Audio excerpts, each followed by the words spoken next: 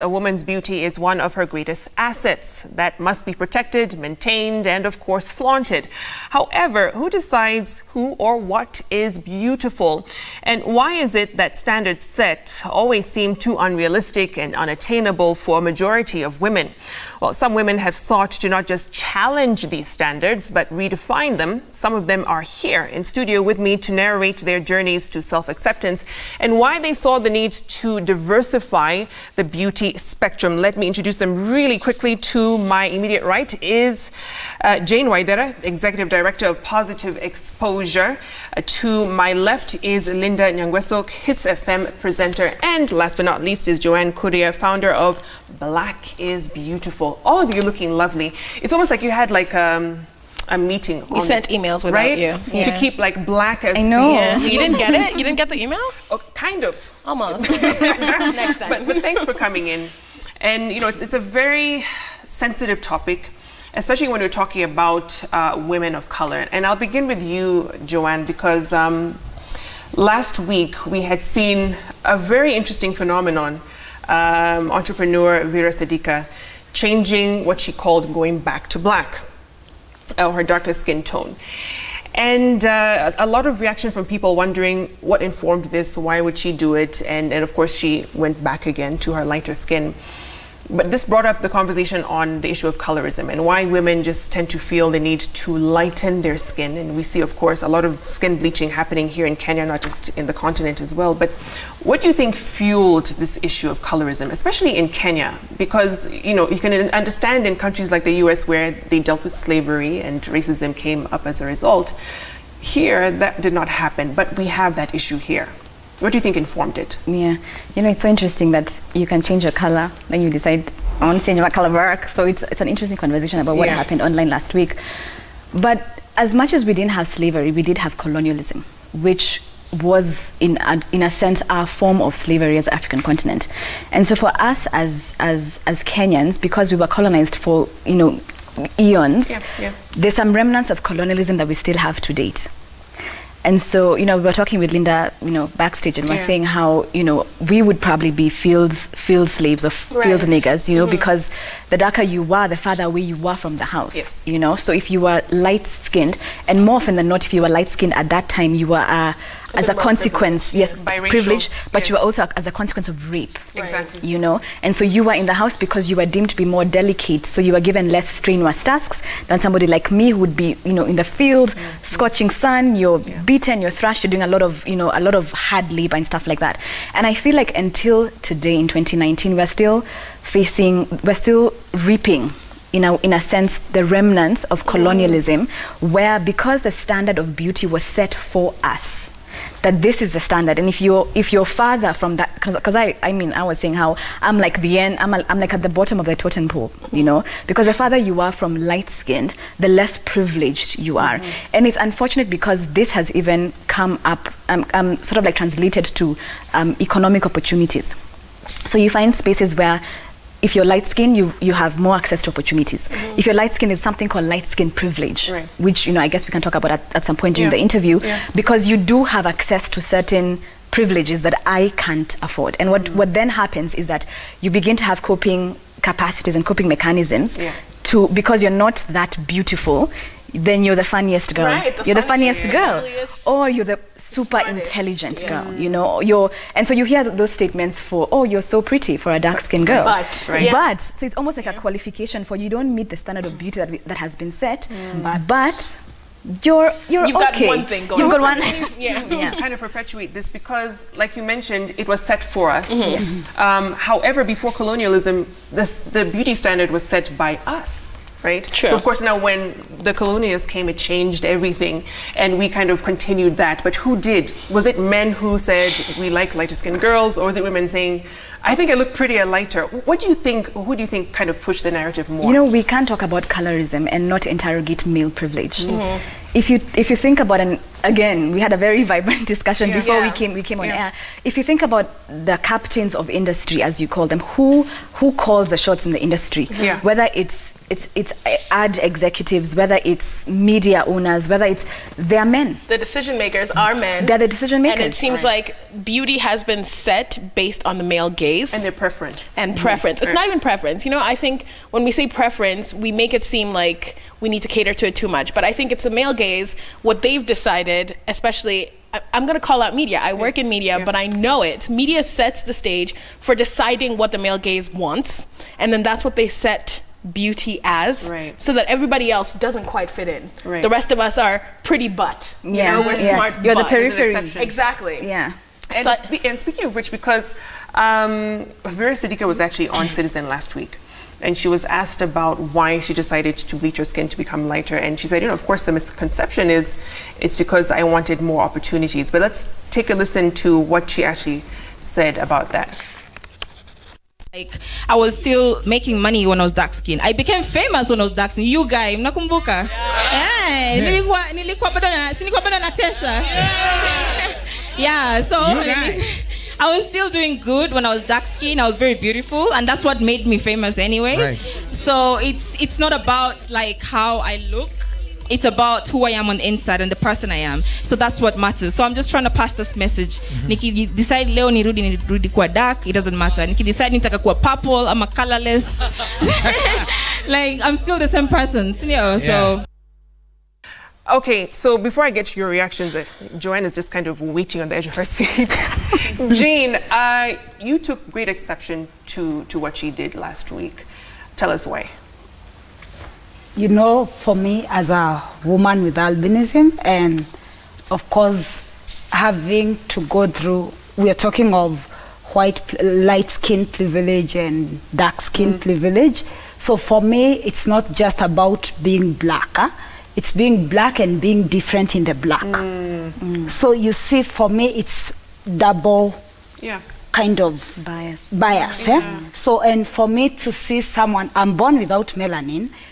All of us with albinism are born without melanin, and to see someone born with melanin struggling to be with no melanin or with lesser melanin, for me it gave me the thoughts around like what message are we really trying to pass on, or what kind of confusion are we creating? You see, I felt it's like she's making fun of people who are actually born without melanin, and didn't choose, and you didn't choose to be born without it. So for me, I still think from where she stands, because she's an influencer, it feels like it's a joke. It's a joke taken too far. Whether she owns her body, it's her business, but again, the kind of key messaging she's sending out there feels like a bit confusing, and I don't know like what that means to our young teenagers growing up and imagining they can be black today, white tomorrow, and for young teenagers with albinism who can never be black if they wish to. So and you know, and for the record, we attempted to get in touch with Vera to actually have her come and join the discussion. She's not here, however, unfortunately. But Joanne, what do you make of her, comments? So I think they're pretty reckless, as Waithera is saying, because we were saying again that, to whom much is given, much is expected. I feel like if you're an influencer, you cannot discount the fact that you've got power and influence over very many people, and especially young people. And so what you do is not just it's not about you anymore to a large extent, because you can't say that, oh, it's about the person that I am. I can be purple tomorrow and I can be black the other day. First of all, there's a lot of, I guess, economic privilege that she holds. I mean, even if I want to change my complexion, do I want to spend, I don't know how much, colossal amounts of money to go to, I don't know which country to do that. And I just feel like it's a very, very dangerous message to send to the young people who are looking at you, who are following you, who look up to you, and who are discontent about how they look, And as we were saying, I feel like if she would come and say that, okay, you know, I was this complexion, I'm now this, but you should know that it came at a cost. It has these hazards. It has, then that would be more responsible than just saying, oh, you know what, I can do switch. Exactly. I can do what I want, because, and I feel like because many young people are looking up to you, it's not something that you can easily throw around, because somebody out there is trying to save up every single penny to be like you, because they know, oh, because she did this and that, now she's more successful, she's got more. And to be honest, it's a fallacy to say that she was as successful as when she was dark-skinned. I mean, I didn't even know Vera when she was dark-skinned. Majority of people who know her knew her post her, you know, because of how drastic the change was. Exactly, you know. Yeah. So yeah, I think But it's also reckless. just because she's comfortable doing what she does doesn't make it right. So a disclaimer too, when she puts up such messages, should be something to look out to. And I don't even think she deserves further audience to continue misleading. Yeah. And you know, it's interesting because she actually gave a disclaimer. Let's play that second clip where she kind of warned young people about this. Take a look. Well, I believe, like, when it comes to life in general, you cannot judge someone by how they look. Okay. For me, it's more about the person you are on the inside. Okay. So whether you're light-skinned, dark-skinned, you might find a lady who's so pretty and light-skinned but not intelligent. And you might find a very beautiful melanin chick and she's very smart. Sindio? Yeah, like, what's the judge too? When I say, like, oh, me, I don't like light-skinned chicks, I don't like dark-skinned chicks. Because at the end of the day, it's what you are on the inside that matters. So basically, what I'm trying to tell people is, regardless of whether I'm dark skin or light skin, I'm still the same person on the inside. Sindio? Yeah, but black ni beauty. Sindio?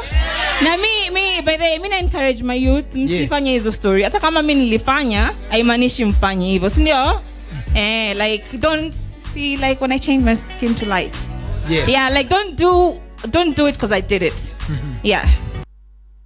So she gives a warning without kind of saying why. I can see the puzzled look on your faces, Lynda. I'm confused because when you go to the place where she has the biggest platform, which is Instagram, what she is selling is a lot different than what she says there. So it's confusing to me because majority of her audience are constantly on her page, constantly there. When she did this big transformation, she did all these interviews about it, pushing it and saying that, you know, she spent 1.5 million or whatever figure she had said.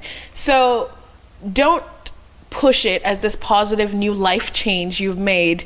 But then when you know we're gonna call you out on it, kind of be like, it's a backhanded apology. It's one of those, like, I'm sorry you feel bad that I'm now making more money because I'm lighter. It's not, like, just be honest. I wish you'd have just said it's messed up, because the truth is not everyone can have 1.5 million. People are going to go instead to these back road situations where they're going to end up getting, like we were talking about, kidney failure and all these horrible things. Because the truth is her audience doesn't have 1.5. We don't. Do you have?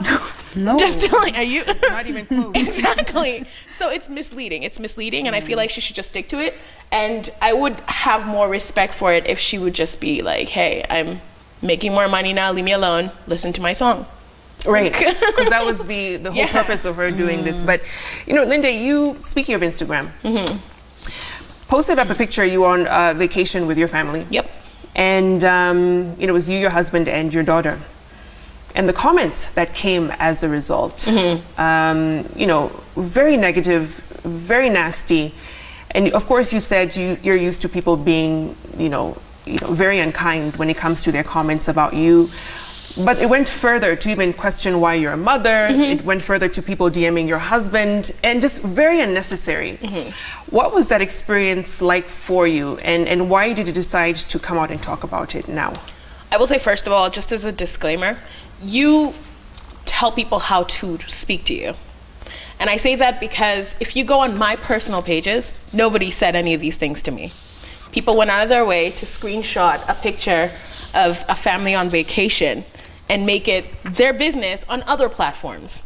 So I will say that. Create how you want people to speak to you. However, like you said, I'm not usually surprised by it, because fortunately or unfortunately, I work in a space where people feel entitled to opinions of what you should look like. I'm sure you face that daily. Absolutely. Where, you know, even one hair off is a whole discussion. And I've come to a place turning 30 changes a lot. You know, like I've come to a place where if I want to post a picture, I'm going to post it. 5 years ago, would I have posted that picture? No. But now I want my kid to Google me and know that mom doesn't have to hide because she's having fun with you. I shouldn't be embarrassed to be alive, and I shouldn't have to excuse myself for taking up space in the world. And you know, how did you get to that point of really accepting and saying, I don't really care what people think if I post this and I choose to post, you know, a wonderful moment of me and my family? It's not that I don't care. People care. That's why it hurts people when words hurt. Yeah. However, I got to this place because I've been doing this for a while, and this isn't the first time that I was topic of discussion of the day. And so unfortunately, I've had to grow a thick skin real fast, and I've had to learn that everyone's gonna have opinions. So it's not that I don't care, it's more that, like, I mean, just like, if you want to waste your time on it, I'm past it. By all means. Yeah, exactly. And then, you know, because you're having young women who also would be plus size and wondering, you know, I wish I could say that and feel convinced and feel that my conviction actually lies in me being okay with my size. A lot of women are going for, you know, stomach surgery and other kinds of surgery to get smaller. What do you tell them? Here's the thing. I believe visibility makes you feel normal. I believe seeing somebody who looks like you makes you feel wanted and appreciated and part of you. You're allowed to be happy. So the reason I am now very open and very, I'll post what I want, is because I know that there is a young girl somewhere she doesn't see anyone like her on TV. She doesn't see anyone like her, you know, being praised for being, you know, good or talented. So because I accept the privilege of being in a space where I do have people who come to my page to see what I'm doing, I'm also going to accept the fact that I was a teenager who was suicidal, who was sad all the time. And I don't want that on me. I don't want people to, you know, I don't want people to think it's okay not to be happy. You don't have to justify your happiness. And the truth is, because the media is set up in a way where sitting here, we don't fit in. We don't fit in. We shouldn't be on TV. And chances are, the only time people like us get to be in front of the cameras is panels like this to talk about standards of beauty. It's not because we are talented, we are smart, we are fierce, we are able to do this job. It's because it's excusing the idea that the media wants a certain girl, but, you know, once in a while, shake it up. We make good stories. We make good stories, We're good headlines, and we actually represent a lot of biases. Each of us represent a certain bias that people have of beauty. So we're like, oh, you're not light skinned, that's why you're here. You're not small, that's why you're here. You're not melanated, that's why you're here. So it's almost like we at the periphery, and we're only welcome to the center. When now, oh, you trended. It's true. That's why you're here. That's why you're here. You know, kind of thing. Oh, you're not light skinned, so you have a story. Vera did this, that's why you're here. You know? So though you represent the majority. True. The irony of that. And it's very interesting because I remember when we began the My Black is Beautiful campaign, somebody asked me, Joanne, colorism in a black country, you know, that's not going to get anywhere because that doesn't even exist. And no sooner had we begun, we're like, oh my gosh, oh my gosh, oh my gosh, oh my gosh, because it actually exists. How is it that we live in a predominantly black country? And yet I am at the periphery. True. You guys, we're doing something wrong. And it's the thing that we're saying for, if you don't prop up people who look like me, who look different ways, then how will people who look like me, who are the majority, know it's okay? And I said, if I get into my car and I drive around and I see billboards and I see a girl who's on a billboard who almost looks Latina or very, very light skin or mixed race with curly hair, and she's and big curls, and not like I know, and not kinks, you know, and then she's on a billboard and it's a big name brand. What does that communicate? What does that communicate to me? I will never, ever, ever look like her, even if I wanted to. And I remember talking to an advertising executive, and he told me the reason why we put such girls on billboards is because of that aspirational thing. And I was like, wow, you're kidding me. Wow. And the reason he said that is because someone like you, Joanne, can look at her and aspire to be. I'm like, you know what? Even if I wanted to, I will never, ever look like her. And I remember speaking with Vaidera, you know, backstage, and she was saying how there's a dark-skinned girl who is on a billboard of a popular sunscreen brand, whilst they are the largest, the biggest consumers, and we hadn't even thought sunscreen. about it. Yeah. You know, and so when we sat in the room, the three of us, we realized that we all come with privilege and bias at the same time. Yeah. And so I will have a privilege where, no, I want dark-skinned girls or chocolate-skinned girls to be on billboards. And then she'll tell me, but no, we represent the sunscreen market. We're the guys who consume a lot of sunscreen, yet why aren't we the faces of it? And I'm like, oh my gosh. And the reason, if you have more of us in conversations on marketing and advertising, then you will hear. And I mean every day. I don't mean once in a while. I don't mean an off chance. I don't mean tokenism either. The truth is, like she's saying, majority of women around the world are an average size 14 and 16. Yes. Yeah. Okay? Yeah. And the girls on TV we see every day, like for yourself, who are considered curvy.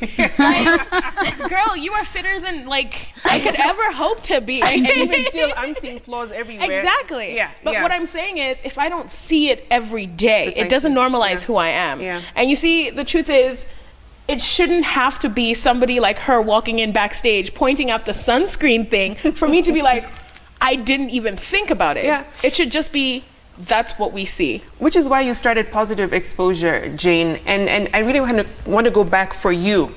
When it came to developing your own identity in a space, in a country where not very many people look like you or even make up a part of society that you would say is sizable, that you have a voice. How was it trying to develop that identity for yourself to feel I belong, even in a space where I don't see anyone who looks like me? I would say it's not easy for anybody to like fit in especially this kind of black dominated society.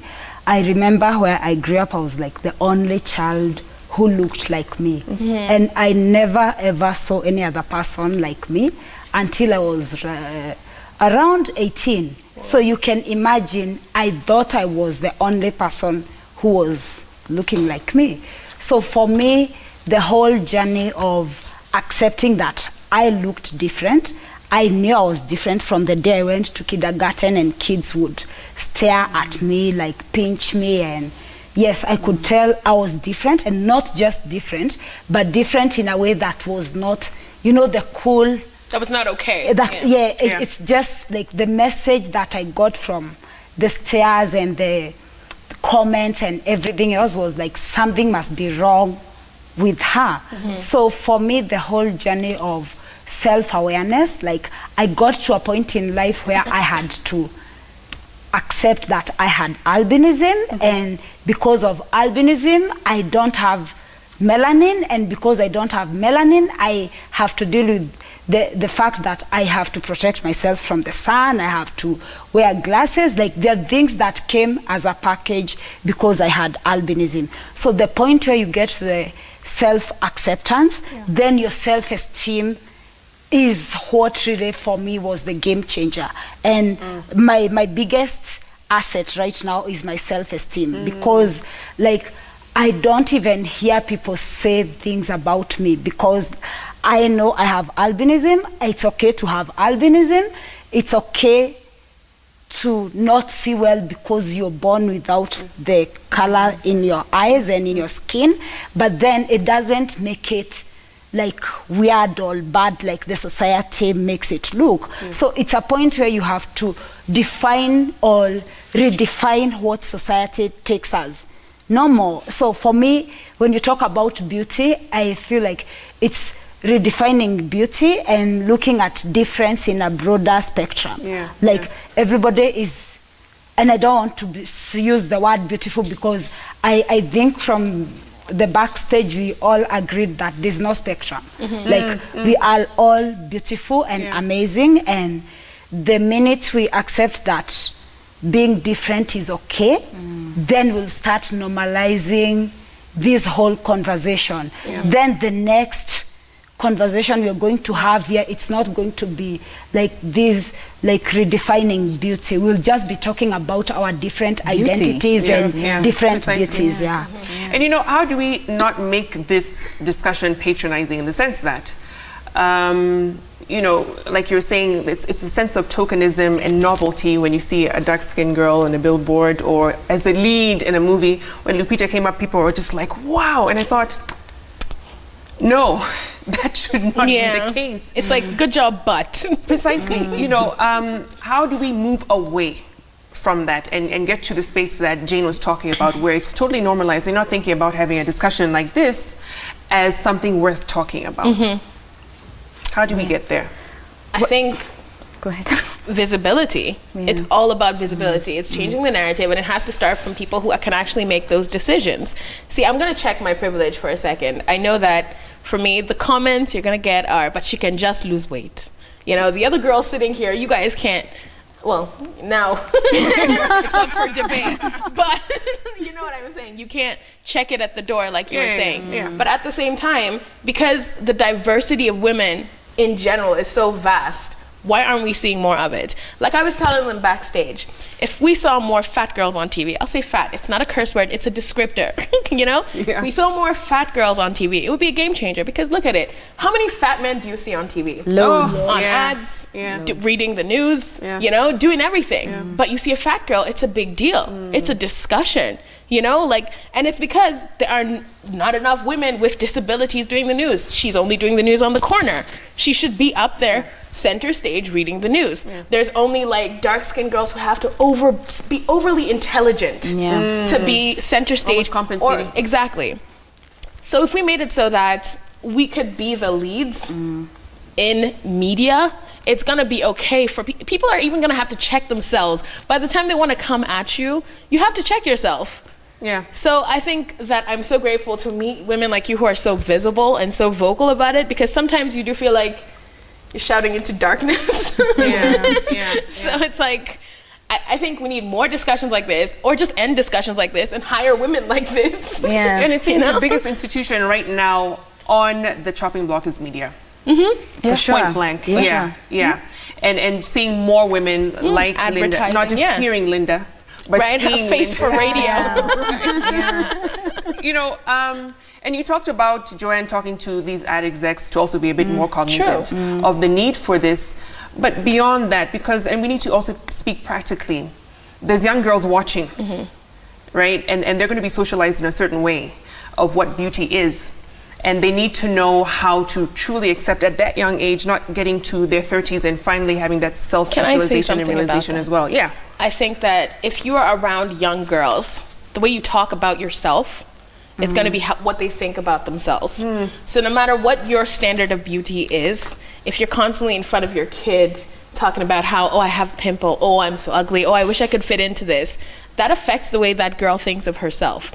So I know you can't control what's on the media, you know, but you can control the conversations you're having in person. You can introduce your kids to more people who look like them. And also, if you are one of those people who talks badly about other people in front of younger people, you know, if you're talking about a 3-year-old saying about how she's so black, you know, but how she's so, you know, you're gonna be the reason why ad execs say that they are giving people what they want, you know? And how do you kind of define that? Because is it that, or they are feeding a narrative and a picture of beauty that we just all of a sudden said, okay, that must be it? You know, which one is it? So, what's his name? Albert Einstein said, it's more difficult to break an atom than a prejudice. When you listen to long-term prejudices and biases, it becomes truth. And so we must then interrogate and go back to, when did this narrative of beauty become our truth? And it's interesting because in Nigeria and West African countries, if you're sent abroad, because they send a lot of their kids abroad, you're told, if you're a guy, you're told, come back with your degree and a light-skinned woman. You know? In Nigeria as well, and many West African countries, and then Southern Africa, and then East Africa in that order, the bleaching industry is a multi-billion-dollar bleaching industry. So what this prejudice that's really difficult to break has become is a truth. What this truth has become is now what you see in terms of your choice of a mate. And I'm like, bruh, if you're choosing a mate out because of complexion, I'm like, marriage is difficult in itself. You can't just choose a person because, you know, this is what they bring. And many girls, even during the campaign, said, you know, I want to marry a white man because I'll get lighter skinned babies, my melanin will be diluted, and I don't want them to go through what I went through.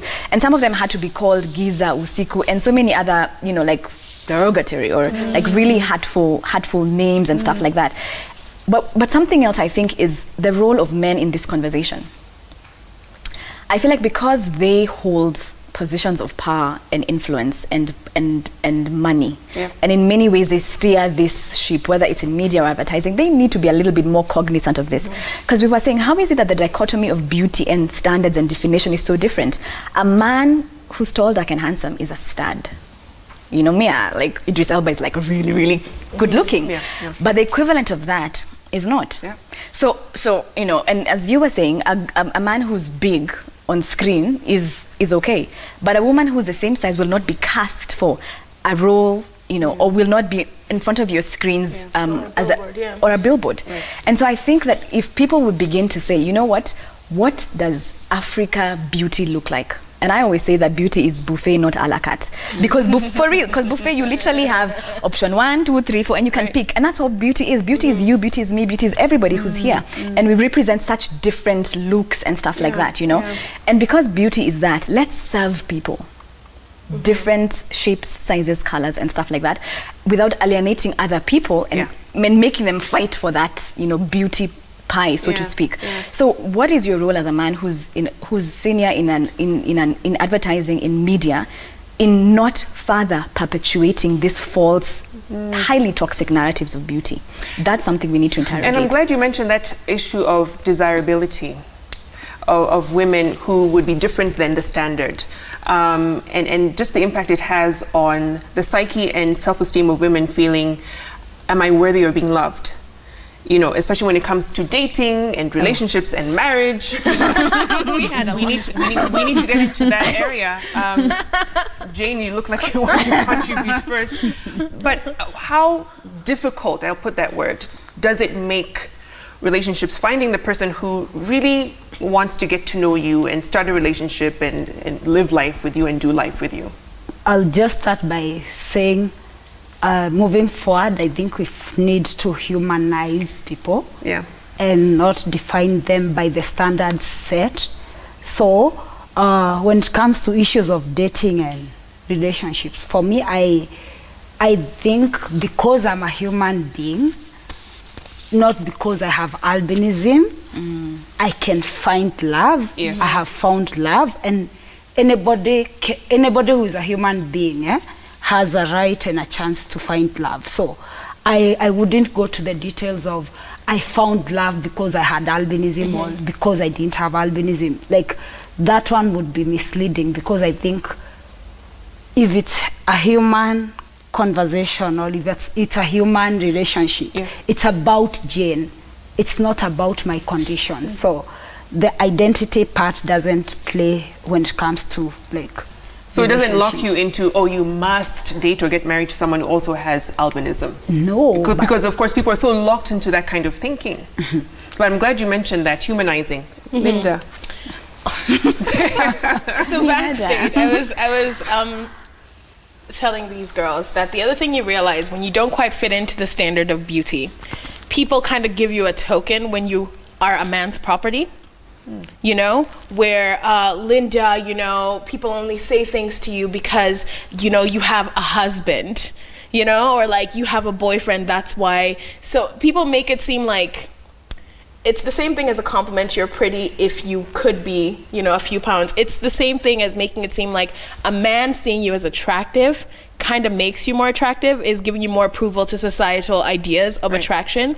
And I think we need to end that, because it's toxic, because then you'll find a lot of women who don't quite fit into beauty end up settling for just any relationship, because they know if they have a man next to them, it validates their beauty.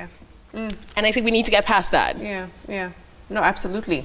And I guess it's also women trying to draw that acceptance and validation, like you're saying, from not just the male gaze, but protection and having someone alongside you. Joanne, your thoughts on that as well? Yeah, and it's the same thing we're saying for you're pretty, for a dark-skinned girl. So it always feels like there are certain things that because you're in the periphery of beauty, if you've got certain things, then it elevates you higher, slightly higher.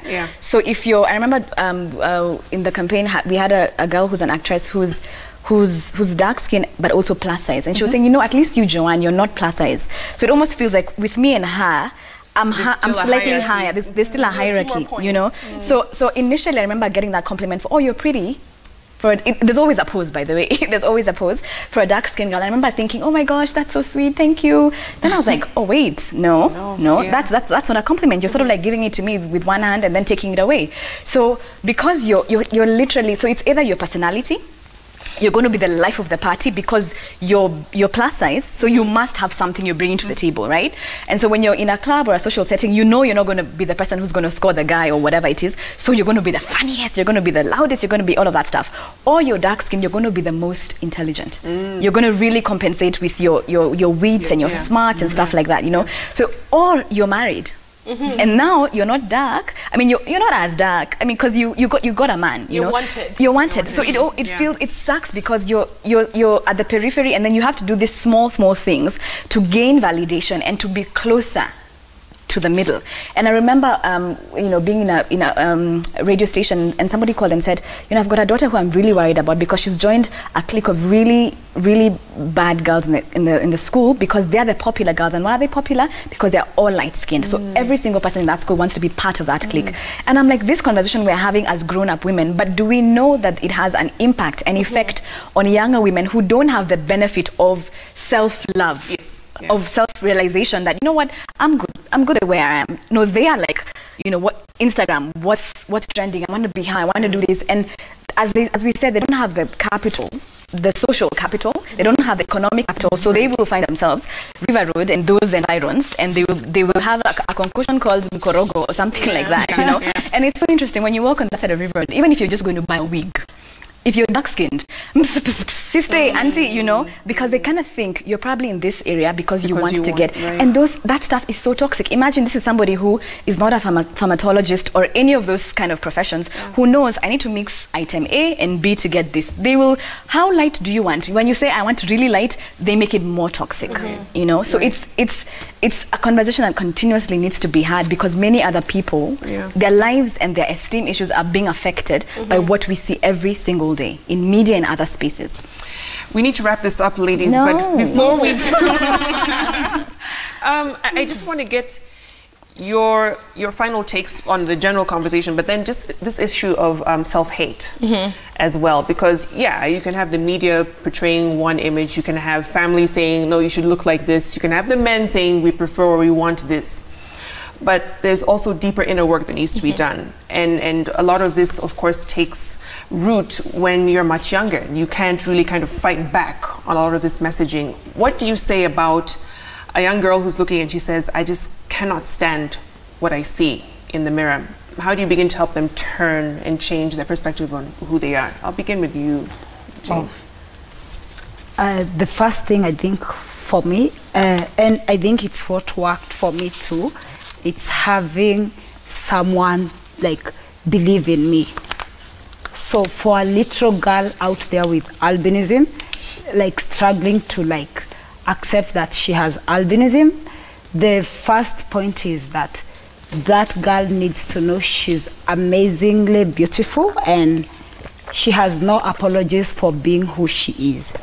So she has to accept for herself for who she is. So it's not about what people say, it's about what you want them to say. So if she continuously, when people think she's ugly and she tells them I'm beautiful, I think that emphasis that I am beautiful, you eventually start seeing the beauty in that person. That's amazing. Affirmations also. Affirmations, huge exactly, difference. Lynda? For me, it's you're enough. Like, that's it, you're enough. Stop. Especially kids are growing up now so different than what we had. We now have children who've never lived without the internet. So, it's much harder to tell them, Mom, it looks like you. It's okay. So you need to know it's enough.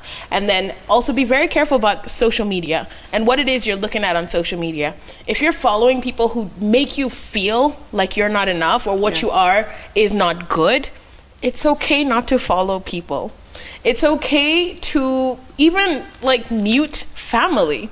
Because here, some of us, even you'll find our moms were the most loving and our dads were the greatest, but they're the ones who put us on diets at 10, Because for them, everyone else told them, So I think as a young person, you just need to know you're enough. Like, stop trying to add anything. If you need to, follow people who make you feel better only. Come on my page, say like, at least I'm not that fat.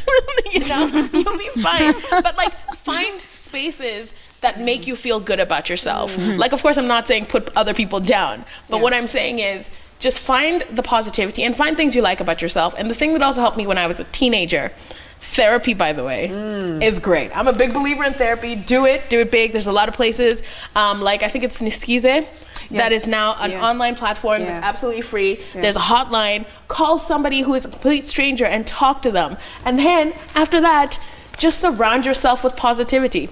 And you know you're enough. And the worst thing is, I know this doesn't sound true right now, but like 10 years from now, it won't even matter.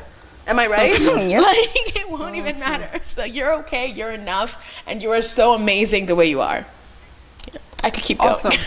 Awesome. Joanne, as we wrap up. I mean, in addition to what they've said, for me, I'm still on the media. I'll still look at external looking in. I feel like you cannot become what you cannot see. So I cannot become Victoria if I'm 12 years old, if I don't see myself in Victoria, for instance. I was telling Lynda backstage that if somebody was 100 years when Barack Obama became president of the United States of America, and they would not be a fool to think that this is an office that is preserved for white men. Because to be honest, before Barack Obama, all you saw every election cycle was a white man getting to that office. And so you would never think that, oh, as a black man in America, I can be this person, until he came to office. And it's so powerful that what that does for anybody. I'm sure there are many young men who looked at that and thought, you know what, I can actually be this guy. Maybe in 20, 30 years, I can actually be this guy because he came and he did, and now I see myself in him and I can do. So for me, I'm just like, the media needs to know that they have a lot of power in shaping narratives, in changing nuances, and they must not be a cop-out. I feel like for the longest time of media says, no, I give you what you want. You're the consumer, I give you. No. You've got power, you've got influence, you've got capital. You decide what people want and what people consume, and you can actually slowly change narratives. As Lynda was saying, is we don't want to see people, we want to see people like Jane. You know, anchoring a show, not being part of the panel. We want to see people like Lynda actually in front of the camera. We want to see people like me on a billboard, because of that representation, then a younger Joanne can say, you know what, in 10 years, I'm going to be her. So aspiration is critical, and the media has a centerpiece role, and they must wake up and do their job. Preach. Couldn't have said it better myself. Thank you so much, Joanne, Jane, and Lynda for coming in. And the 3 points I've got from all of you: intentionally seek positivity, vocalize your worth, and push for diversity in the media. Have a wonderful night. Let's keep these conversations going on social media, at home as well. It shouldn't just stop here. Have a lovely night. I'll see you again tomorrow night on Sunday Live with Jeff Koinange. Good night.